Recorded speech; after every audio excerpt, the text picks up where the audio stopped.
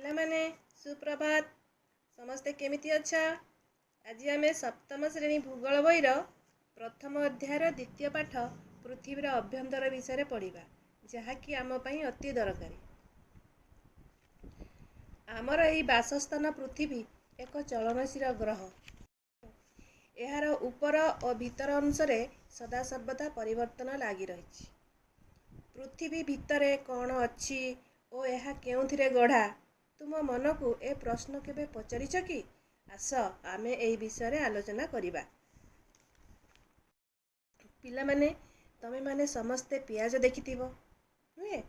ପିଆଜର ଯେମିତି ବିଭିନ୍ନ ପାଖୁଡ଼ା ବା ସ୍ତର ରହିଛି, ଆମ ପୃଥିବୀର ଅଭ୍ୟନ୍ତର ମଧ୍ୟ କେତେଗୁଡ଼ିଏ ସ୍ତର ଦ୍ୱାରା ଗୋଟିକ ପରେ ଗୋଟିଏ କରି ରହିଛନ୍ତି। ପୃଥିବୀ ବର୍ତ୍ତୁଳାକାର ହୋଇଥିବାରୁ ଏହି ସ୍ତରଗୁଡ଼ିକ ମଧ୍ୟ ବର୍ତ୍ତୁଳାକାର। ପୃଥିବୀର ଏହି ସ୍ତରଗୁଡ଼ିକ ସାଧାରଣତଃ ତିନି ଭାଗରେ ବିଭକ୍ତ। ପ୍ରଥମରେ ଭୂତ୍ୱକ, ଦ୍ୱିତୀୟରେ ମାଣ୍ଟାଲ ବା ମଧ୍ୟମଣ୍ଡଳ, ତୃତୀୟରେ କୋର୍ ବା କେନ୍ଦ୍ରମଣ୍ଡଳ। ସବା ଉପର ସ୍ତରକୁ ଭୂତ୍ୱକ କୁହାଯାଏ। ତ୍ୱକ୍ ଅର୍ଥ ଚର୍ମ। ଶରୀରକୁ ଚର୍ମ ଢାଙ୍କି ରହିବା ଭଳି ଭୂତ୍ୱକ ପୃଥିବୀକୁ ଢାଙ୍କି ରହିଛି। ସବୁ ସ୍ତର ମଧ୍ୟରୁ ଏହି ସ୍ତରଟି ସବୁଠାରୁ ପତଳା ଅଟେ। ଚିତ୍ରକୁ ଲକ୍ଷ୍ୟ କଲେ ତମେ ତାହା ଭଲ ଭାବରେ ଜାଣିପାରିବ। ଭୂତ୍ୱକକୁ ପୁନଶ୍ଚ ଦୁଇ ଭାଗରେ ବିଭକ୍ତ କରାଯାଇଛି। ପ୍ରଥମରେ ମହାଦେଶୀୟ ଭୂତ୍ୱକ, ଦ୍ୱିତୀୟରେ ମହାସାଗରୀୟ ଭୂତ୍ୱକ। ମହାଦେଶୀୟ ଭୂତ୍ୱକର ଗଭୀରତା 50 କିଲୋମିଟର। ଏହା ସିଲିକା ଓ ଆଲୁମିନା ଦ୍ୱାରା ଗଠିତ, ତେଣୁ ଏହାକୁ ସିଆଲ୍ ସ୍ତର କୁହାଯାଏ। ମହାସାଗରୀୟ ଭୂତ୍ୱକର ମୋଟେଇ ମାତ୍ର 5 କିଲୋମିଟର। ଚିତ୍ରକୁ ଭଲ ଭାବରେ ଲକ୍ଷ୍ୟ କଲେ ତାହା ଜାଣିପାରିବା।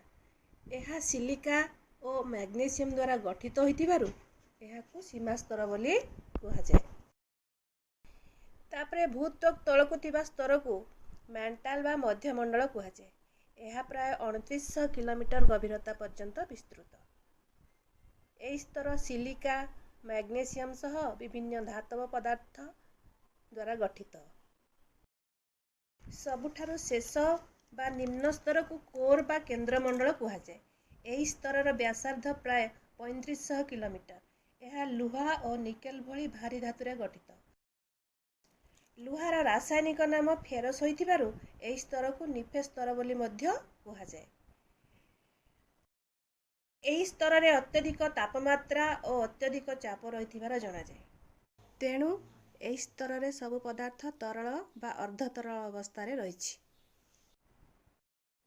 ପିଲାମାନେ, ଆଜି ପାଇଁ ଏତିକି।